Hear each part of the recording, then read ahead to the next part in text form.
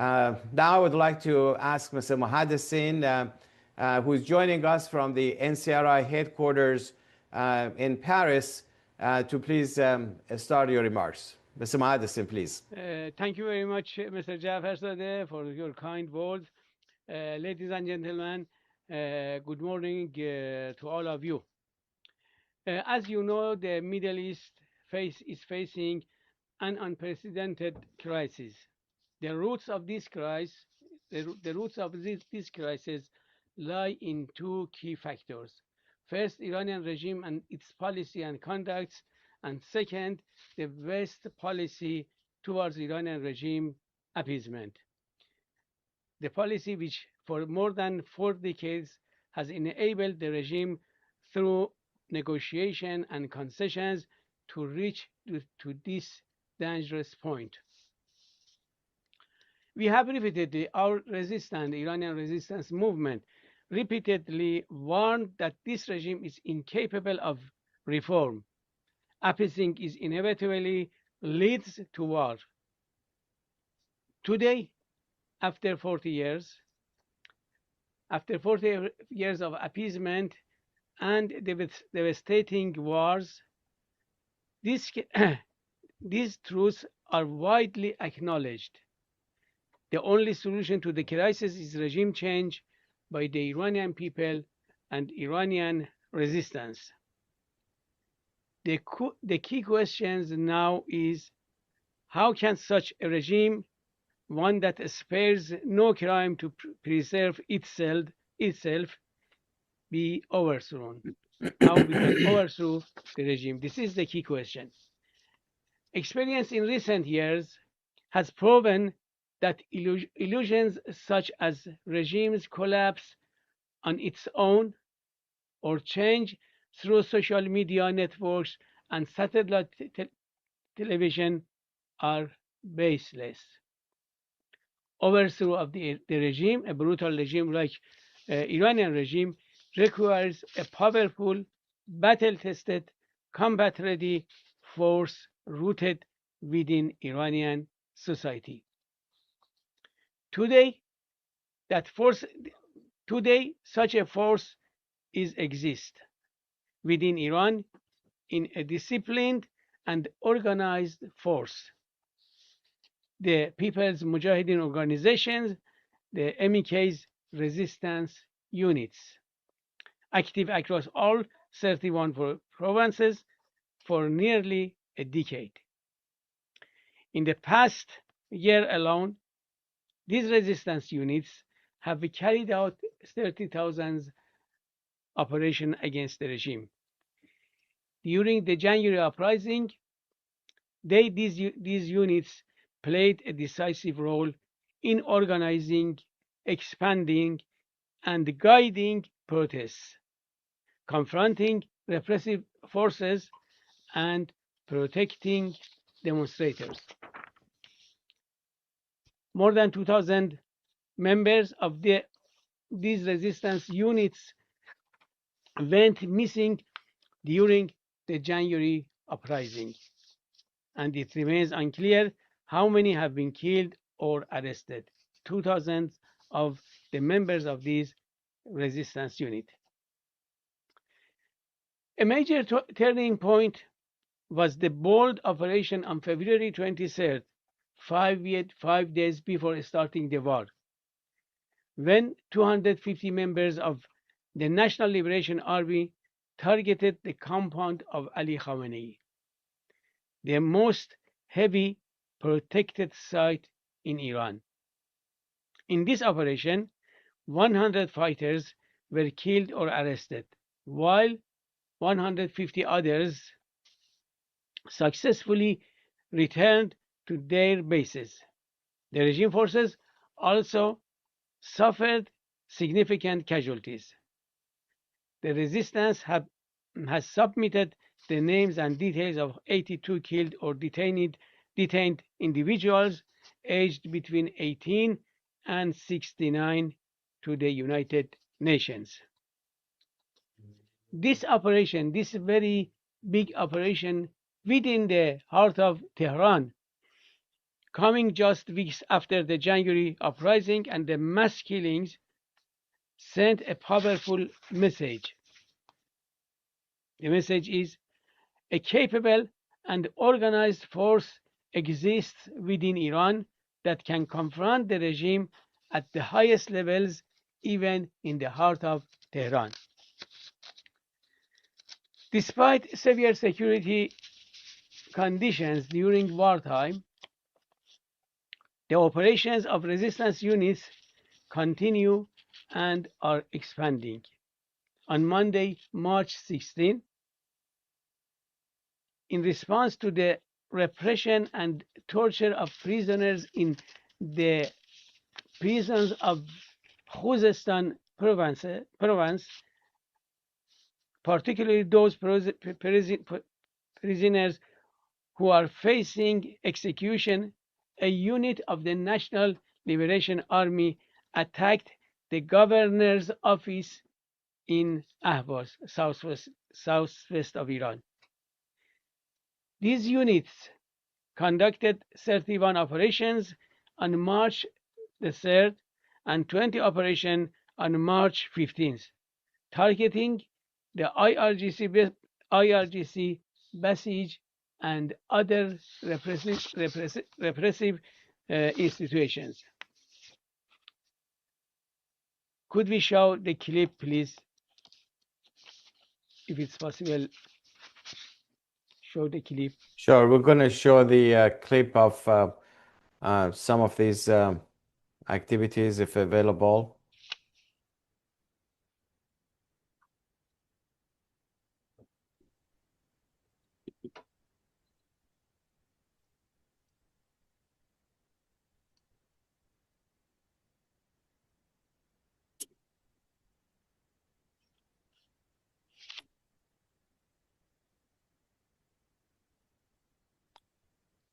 We may have issues with the sound, but you can see the attacks and the explosions.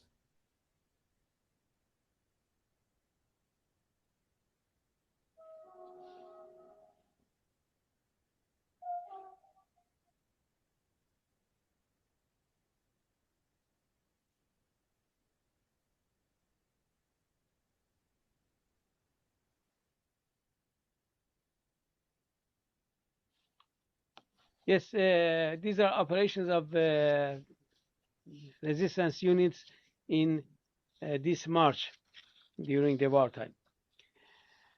Broad segment of Iranian society, including the families of over 100,000 martyrs and hundreds of thousands of political prisoners over the past 45 years, form the social backbone of this movement. This network is supporting and preparing the ground for these resistance units. The resistance also has a 24-hour satellite TV broadcasting via 5 satellites to millions of Iranians at home and abroad. It is active, the resistance is active politically and socially on the international stage, organizing a large community of Iranian expatriates and professionals across many countries. All expenses of this movement, from daily operations to communications, publications, gatherings, are funded entirely by its members and supporters inside and outside Iran. This social network inside and outside Iran. The regime is deeply concerned about the resurgence of uprising and the convergence with resistance units. This is the concern of the regime. The regime is deeply concerned about the resurgence of uprising and their convergence with resistance units backed by this vast domestic and international network. Indeed, Pezeshkian's vice president, Mohammad Reza Aref, the first vice president of Pezeshkian, expressed concern that the MEK might try to liberate Iran, in which case they will respond with force like in what they did in July 1988. This is a public statement by the first vice president of Pezeshkian, the president of the regime. Meanwhile, the religious dictatorship has recently transformed itself into hereditary clerical monarchy by appointing Khamenei's son as the supreme leader. With Mojtaba Khamenei, the regime's power base has narrowed, further relying primarily on the IRGC and intelligence apparatus, making it more fragile and vulnerable. This appointment of Mojtaba Khamenei has also faced significant internal opposition.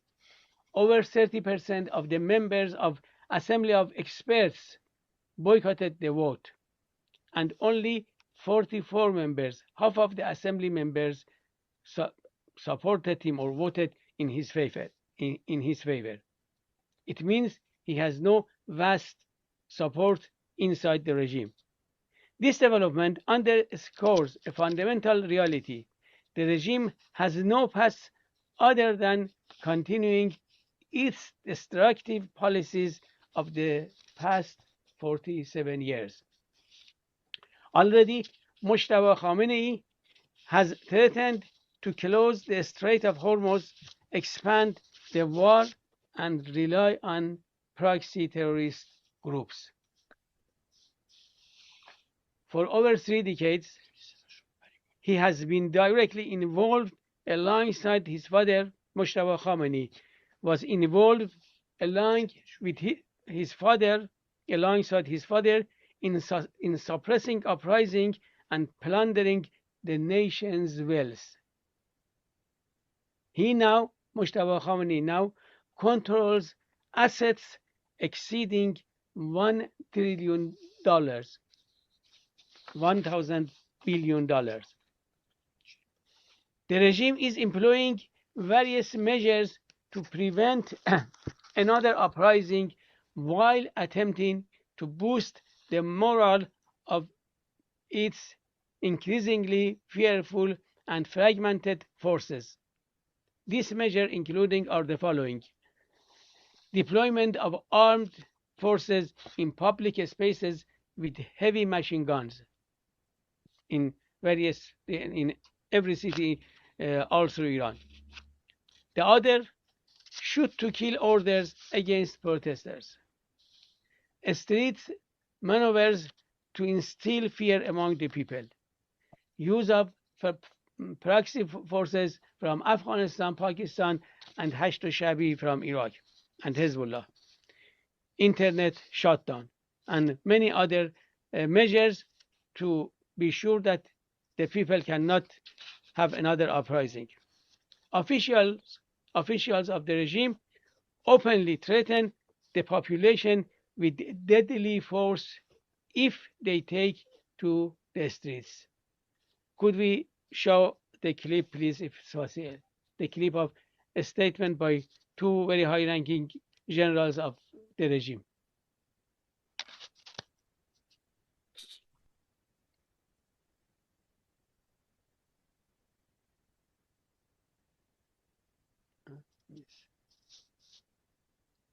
These are statements by senior Iranian officials. They speak in Farsi, but you can see the translation as a subtitle.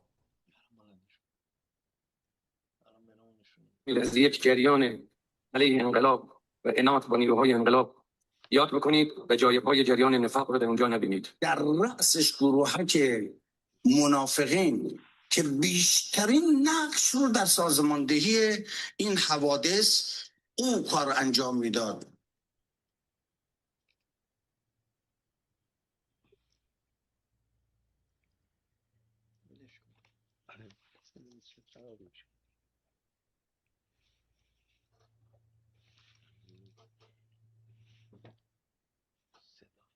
The regime strikes back with brutality. Thousands arrested, hundreds disappeared, lives lost in silence.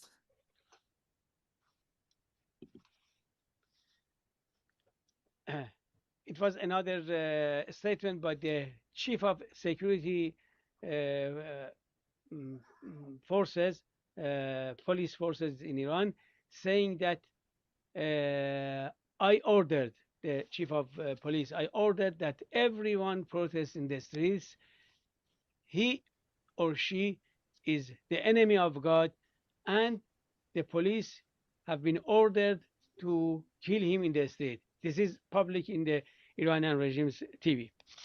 At the same time, the regime seeks to exploit, simultaneously with these suppressive measures, the Iranian regime seeks to exploit remnants of the former monarchy to sow division within Iranian society, particularly in the diaspora.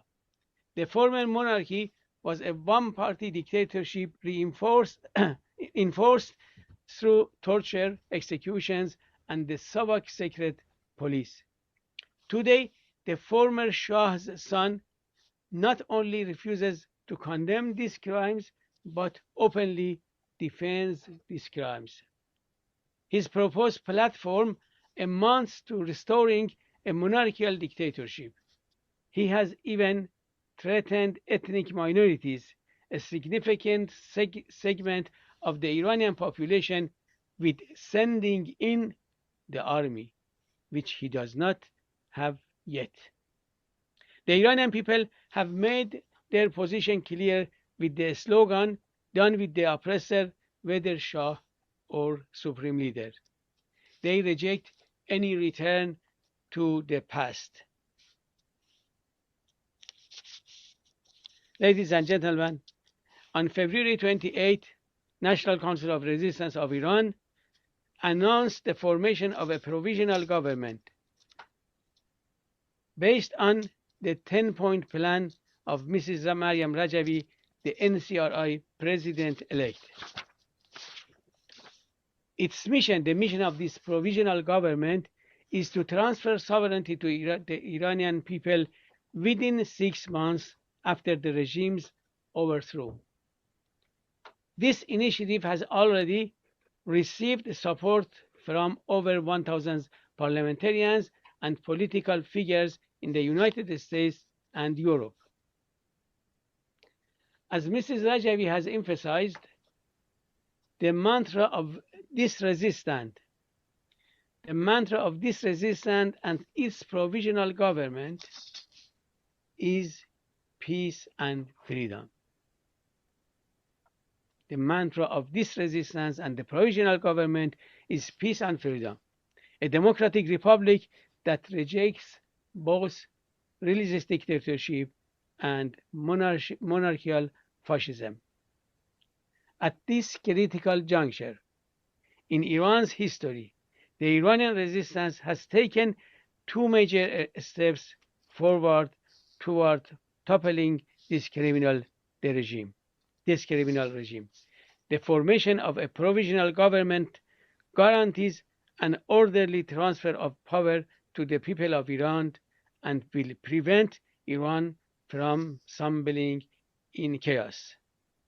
The provisional government is not on paper. It has its resistance units that has expanded in the past 9 years and is today leading the fight in the streets of Iran against the IRGC, Revolutionary Guard. We are not asking for money. We are not asking for weapons or foreign troops. We call for an end to appeasement policy, a policy that has been the regime's greatest lifeline and the greatest obstacle to the Iranian people. The time has come for the international community to recognize the provisional government, to acknowledge the Iranian people's right to resist the IRGC and overthrow this regime. Thank you very much, and I am ready to discuss about your questions or your points of view.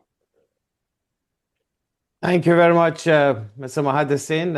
Appreciate that for your opening remarks. But before we go to the question and answer, you mentioned about the resistance units of the Mujahideen Khalq, the MEK, in Iran.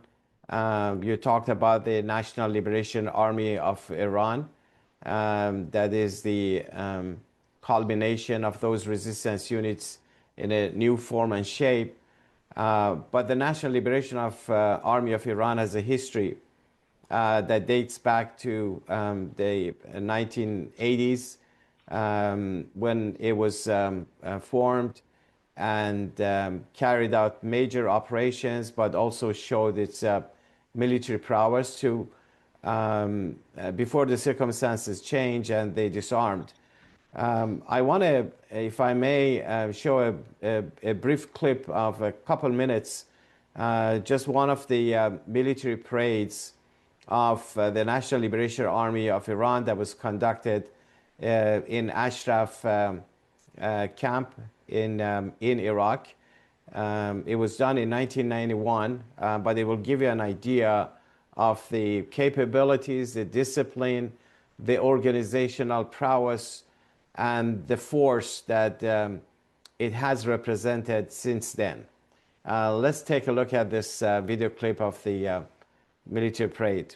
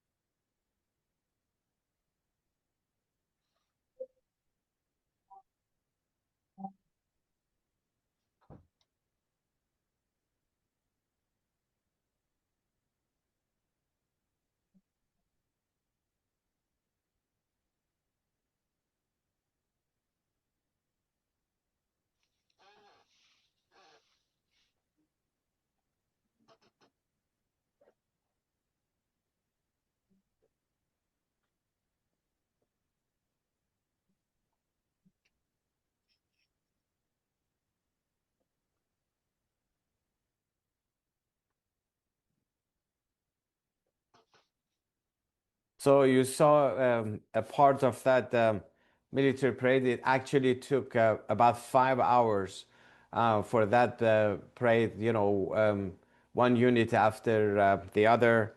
And now the fighters of the National Liberation Army that you saw there are now in Ashraf 3 in Albania. But this whole idea was picked up by the new generation, the younger generation in Iran, and the MEK was able, over the years, to develop this tremendous network inside Iran that has now turned first to resistance units and now has elevated to the National Liberation Army of Iran inside Iran. One of the actions they took was the February 23rd assault on the headquarters of the Supreme Leader Khamenei, one of the units of the National Liberation Army of Iran, that really shocked the regime in the first hours. They conceded in their own media, but suddenly realized what a mistake they had made by talking about it. Then they went into silence mode. Anyways, we're going to talk about all of that, but also responding to all the questions you may have. I would like to now ask any of the attendees, we'll give the priority, obviously, to the journalists to, if you have any questions, to unmute yourself and ask your question. I see Anthony Merchak. Please unmute yourself and ask your question. Hi. Please. Hi, my name is Anthony Mershak from MTV Lebanon. Good morning. Good morning. I would like to ask regarding if the regime change in Iran, and this is the solution, as you mentioned, what happens meanwhile to countries like Lebanon, that they are already paying the price through Hezbollah involvement in the war? How does this end for Lebanon as well? Thank you. Thank you so much. Thank you very much. I think, and we believe, and this is reality, if Iranian regime fall, the main source of warmongering, the main source of terrorism, the main source of export of fundamentalism will end in the region. And this is the only way that the problems which just now we have in Lebanon, very tragic situation which we are seeing in Lebanon, will end, and the coexistence, peace, and good relation between various section of society, Lebanese society, or other countries like Lebanon will achieve if Iranian regime fall. According to the Constitution of National Council of Resistance of Iran, according to our policy, very clear policy, immediately after the fall of the regime, the provisional government will annul will cancel and will resolve all this kind of terrorist groups which are have affiliation with this regime, Hezbollah and others. There is no relation with it, and they must be ended after the fall of the Iranian regime, as well as all organizations within Iranian regime. Just now there are a lot of organizations. It is not only Revolutionary Guard, Quds Force, and other organizations within Iranian regime, within the office of Khamenei, whether Khamenei, Ali Khamenei, or this new Khamenei, all these organizations must be resolved. Thank you so much, Mr. Mahadassin. I see another hand is raised. Dean, please introduce yourself and unmute yourself. Yes. Yes. Good morning, Dean Baxendale, Good morning Sunday to you. Guard.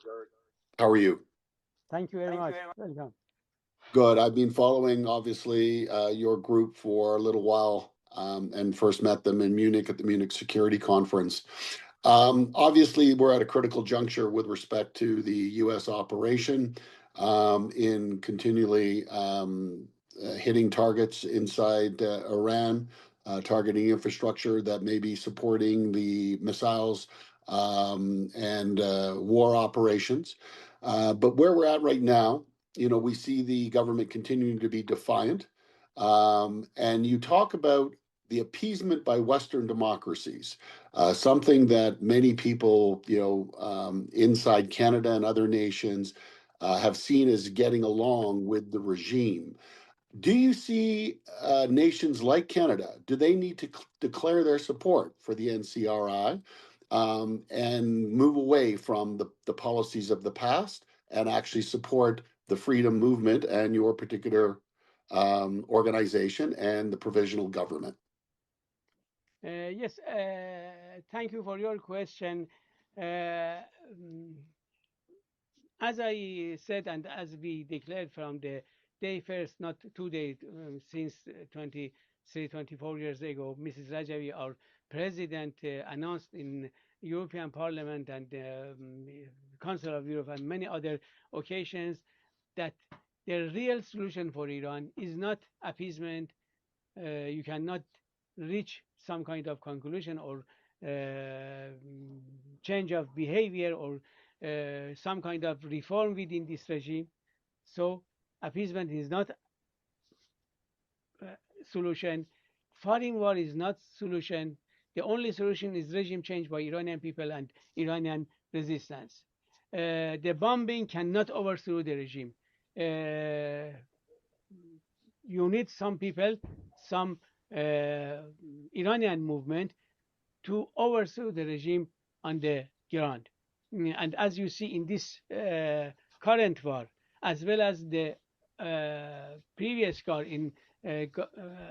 in last June, the regime had a lot of problem, but the regime didn't change.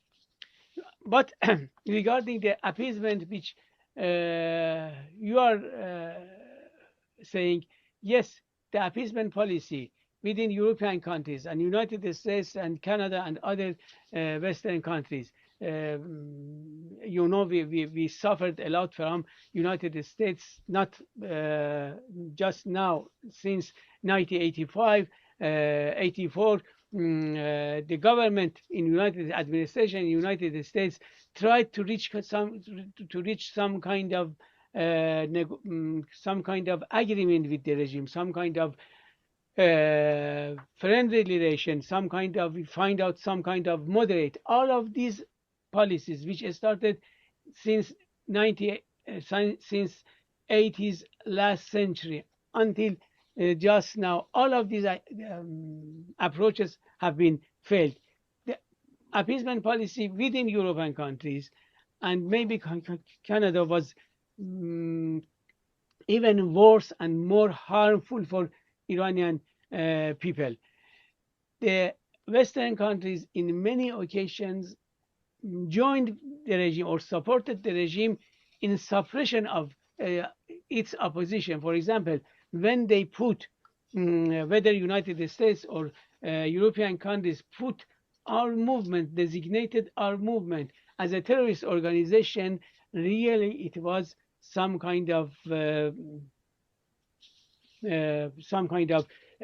help, support for the regime to suppress its opposition. And just now, the only right policy for the Western countries is to advocate regime change in Iran and help and support politically those people who want change in Iran. For us as Iranian Resistance, National Council of Resistance of Iran, or the National Liberation Army, which fighting on the ground to overthrow the regime, for us the most important issue is political support. Because political support and recognition of this movement to overthrow the regime, this is the best way to put pressure on Iranian regime. For Iranian regime, bombing is much less harmful to support its opposition which wants to overthrow the regime. So our suggestion, our proposal to the Western country is, as I said, to support provisional government, to recognize provisional government, and to recognize the right of Iranian people to overthrow the regime and to fight against revolutionary guard. Just now, European countries and I think Canada also, they say they advocate peace and the end of the war. It's very good, but it is not enough. They must add, and we say to them, please do not say only peace or ceasefire or end of war.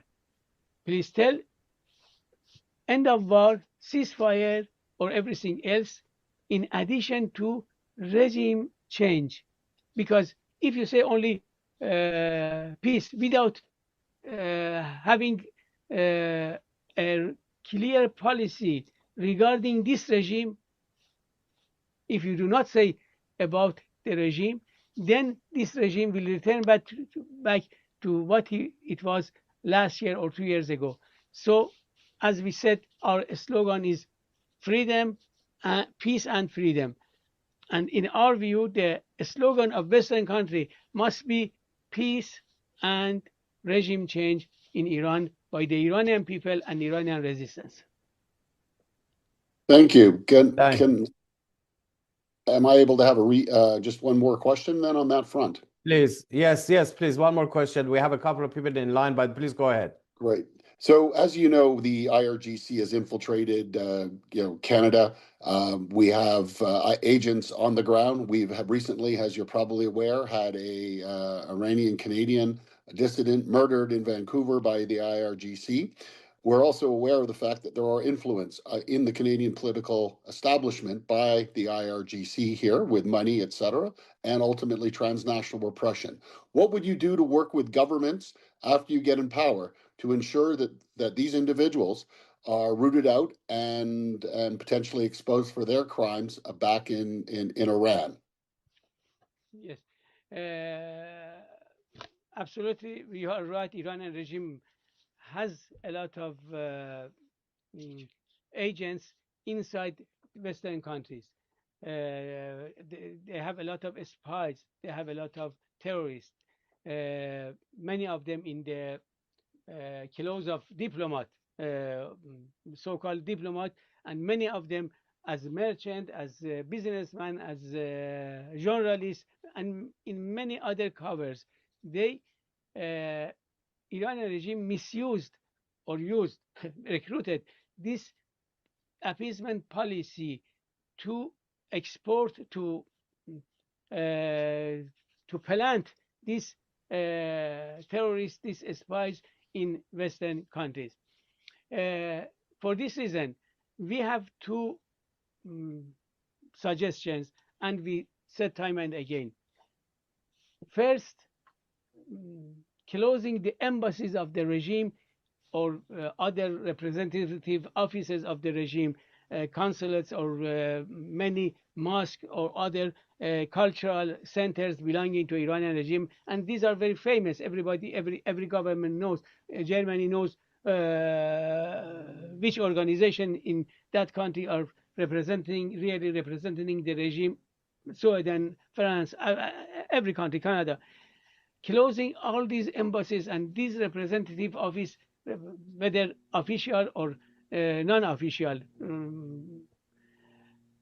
Second, to expel all of these all of these agents of the regime from these countries. Of course, this is not happen over the night, but it is a track which these Western countries must go through.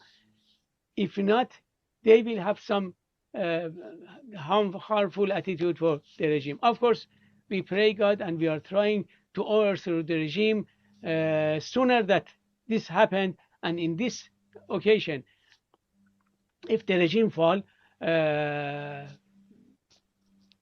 definitely a democratic government, provisional government, one of the mandates of this government is to gather to remove all of this kind of these terrorist or fundamentalist activities outside Iran, to end to these kind of activities. Thank you. That's a great answer. Thank you so much. We have two more questions. We're going to start going to Ed Morrissey first, and then John Bowden. Ed, please. Good morning, and thank you. Good morning to you. You've mentioned. Thank you so much. Thank you so much. Appreciate being part of this. You mentioned a lot about the Western countries, what Western countries can do. The Gulf states are involved in this war now. Iran has been attacking them, and I'm curious to know what the NCRI foresees in their role, in achieving this type of regime change. Where should they go from there? Specifically, Qatar closed the Iranian embassy yesterday and expelled their diplomats over the attack on the liquefied natural gas production facility that they have there, which was retaliation for the South Pars strike. But I'm curious as to what you see the various Gulf states, what their role will be. They do seem to be organizing to oppose the regime, and what their maybe might want to reflect on what their role has been up until now in creating the situation that we have. Thank you very much for your time. Thank you. The governments and the states in our region, Arab countries, especially the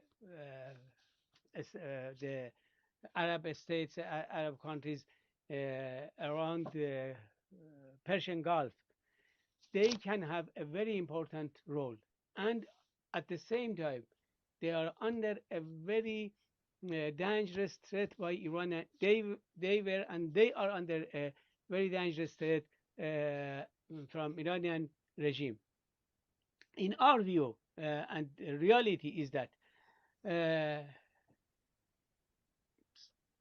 as we have seen in the Western countries, Arab countries are also, in the beginning, they were thinking that they can have some kind of compromise with the regime. They can negotiate with the regime because really they are fearing from the regime, because the regime is a very brutal regime, shooting missile to them, sending terrorists. When they send terrorists to United States or France and Germany, it is much easier to send to these Arab countries. And really, they have a lot of terrorists in these countries. They are using the religious differences between Shiite and Sunni and other minorities, ethnic minorities, religious minorities. They are using these elements to export terrorism and fundamentalism to these countries.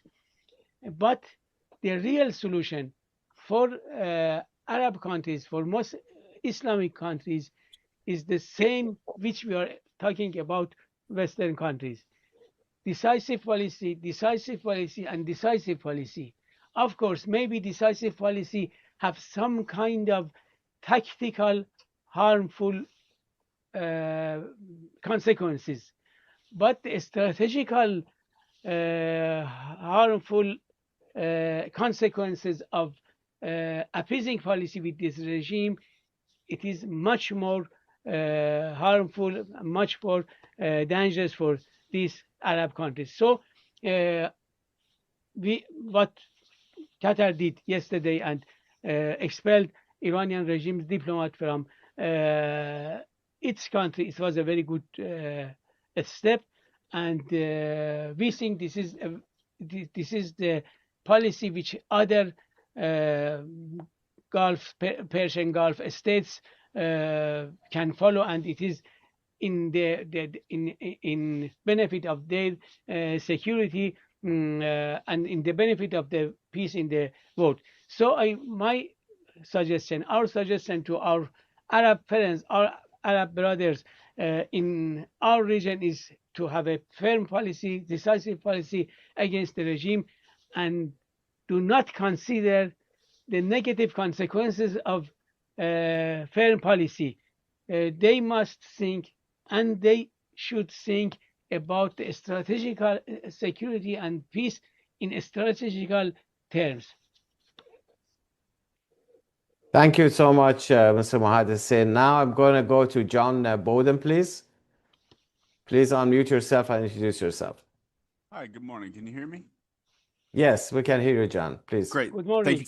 Thank you for having this.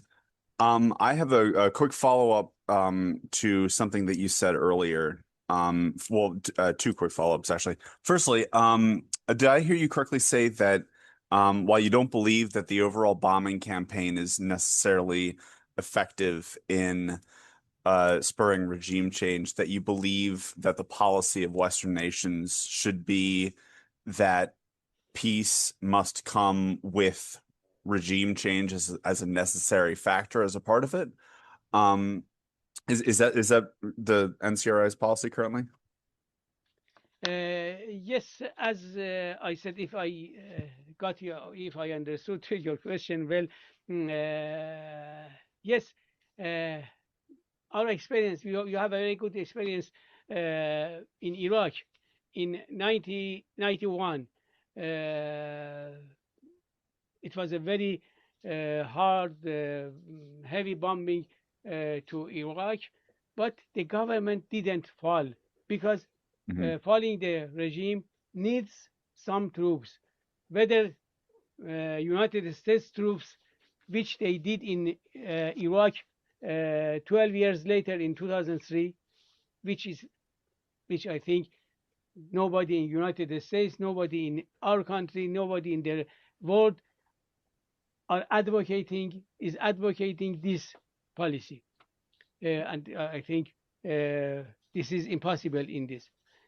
The second is the people of our country, the people of Iran, accept the responsibility of regime change, and this is what they accepted since many years ago. They need this political support of Western countries, the political support of the world, including Western countries, to support them, to recognize for them this right. This is what we are seeing, and I think at the end of the day, this policy and this avenue will work for Iranian people. Thank you. My second question was more specific around the Strait of Hormuz.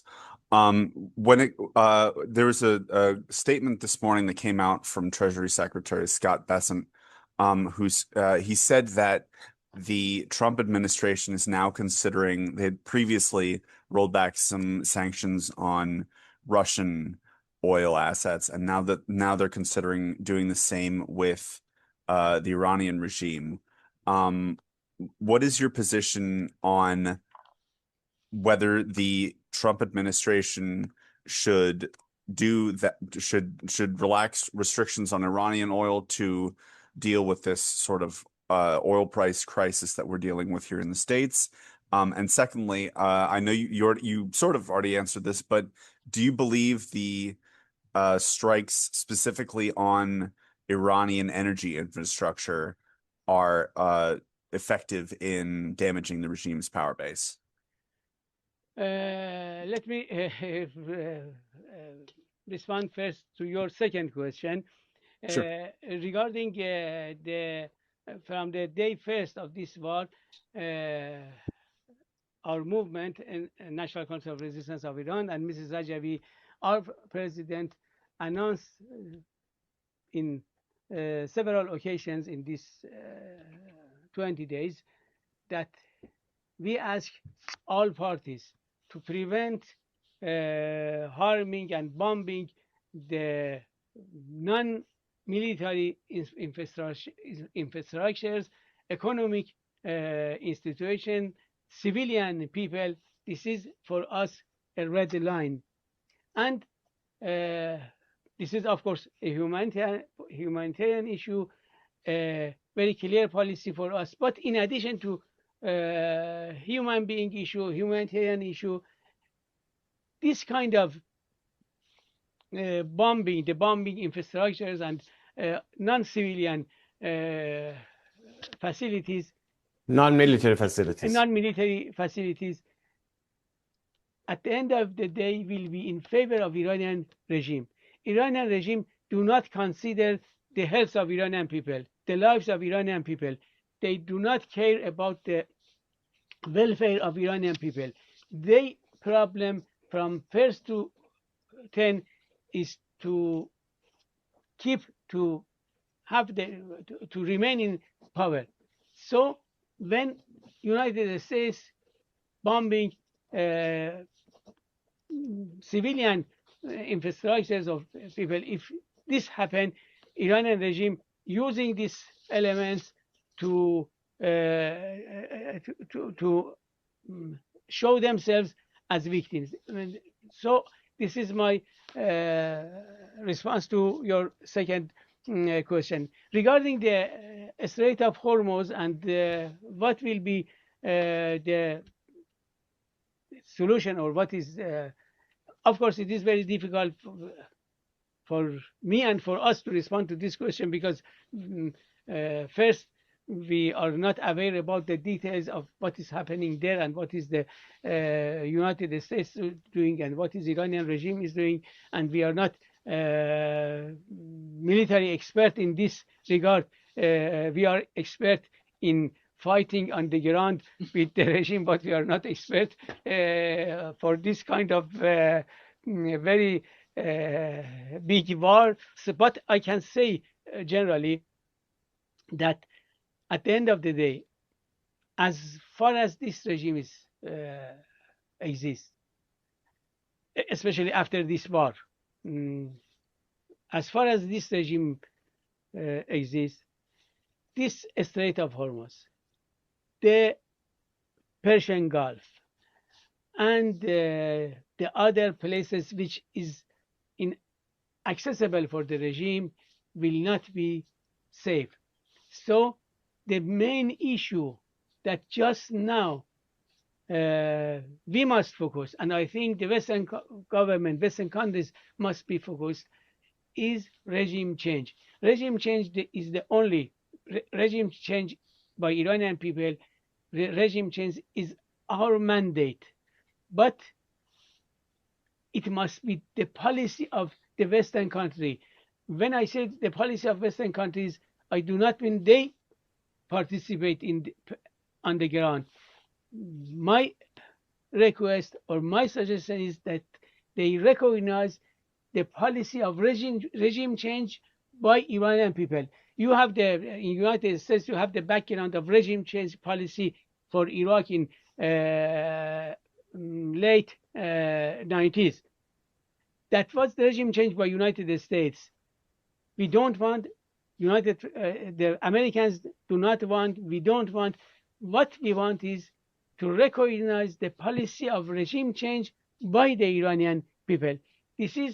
This recognition is a main threat for the regime, and the regime will consider you much more serious if you accept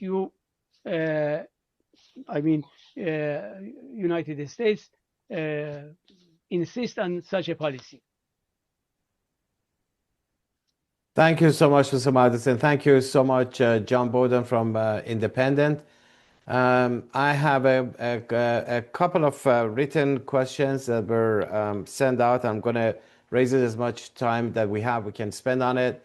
The first one is a question from John Sepan, that he said that with both Khamenei and Ali Larijani now eliminated, what is your assessment of internal regime fragmentation and who realistically controls power today? Yes, of course, the regime after death of Khamenei or death of Ali Larijani and the commanders, the old commanders of Revolutionary Guards, after the death of these people, is much weaker than before. This is a reality.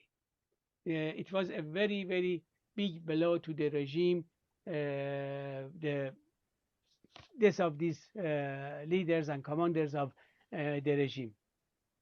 But the regime still is on its feet. The regime is on its feet because without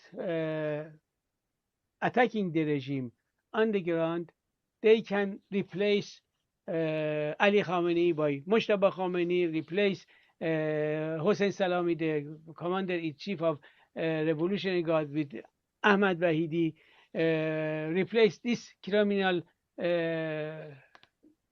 official of the regime with another official. Of course, they're becoming weaker and weaker every day. But the control on the ground in Iran just now, after these operations, the death of these leaders, still is in the hands of the new supreme leader, Mojtaba Khamenei, and Revolutionary Guard. Those people who are ruling on the ground are these two parts: son of Khamenei, Mojtaba Khamenei, and Revolutionary Guard. Revolutionary Guard is some kind of institution. By killing the commanders will be weaker, but still continuing.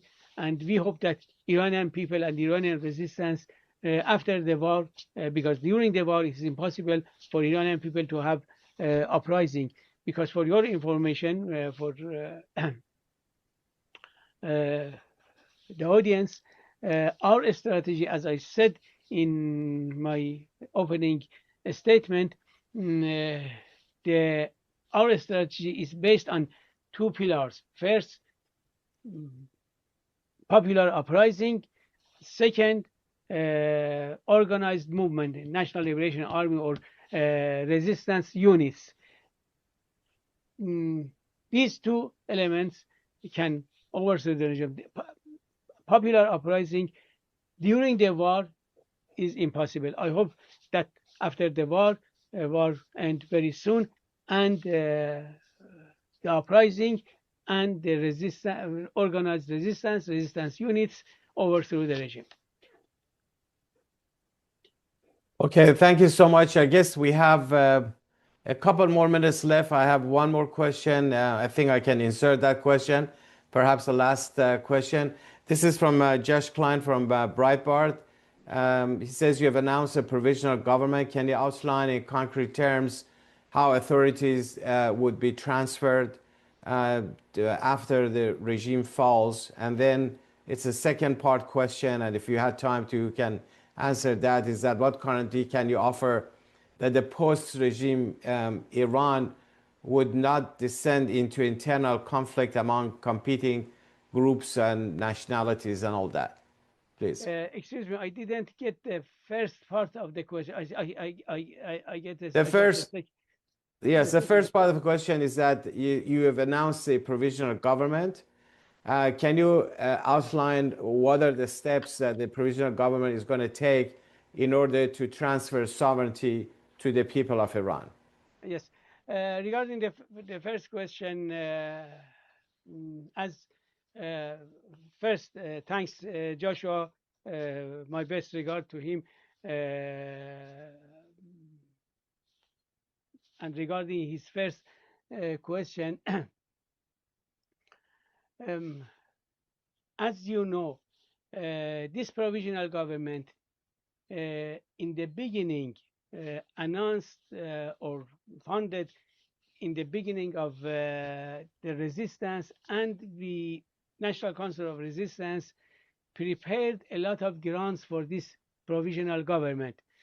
NCRI, National Council of Resistance of Iran, has 25 committees. These committees are working as the basement of the provisional government for 6 months after the overthrow of the regime.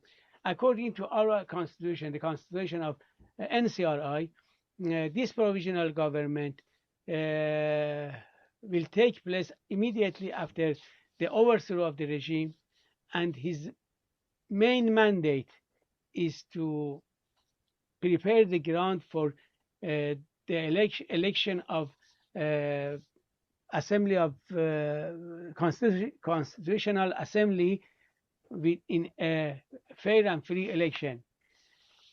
Maximum 6 months, this assembly must be settled, and provisional government, when this assembly established within 6 months, its mandate will be finished, and the provisional government will be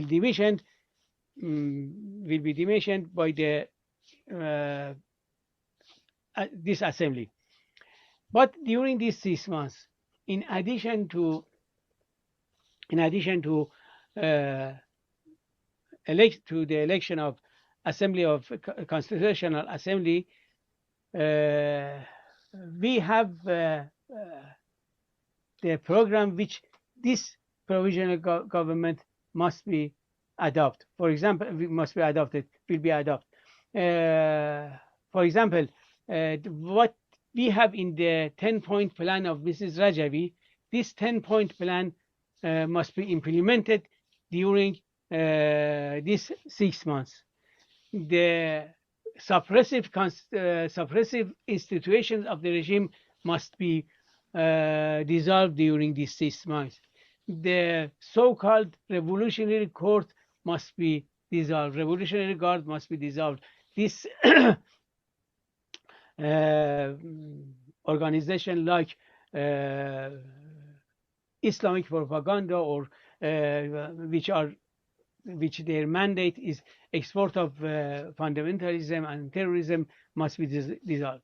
The other mandate of this provisional government during these 6 months, which we are preparing ourselves, the NCRI is preparing itself, is to solve the minimum economic problems of the country, especially in this very negative situation, economic situation.